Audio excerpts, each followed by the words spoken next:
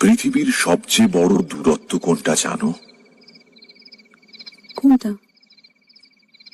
জীবন থেকে মৃত্যু পর্যন্ত না, সবচেয়ে বড় দূরত্ব হলো যখন আমি তোমার সামনে থাকি কিন্তু তুমি জানো না যে আমি তোমাকে কতটা ভালোবাসি। তোমাকে বুঝি না প্রিয়, বোঝো না তুমি আমার।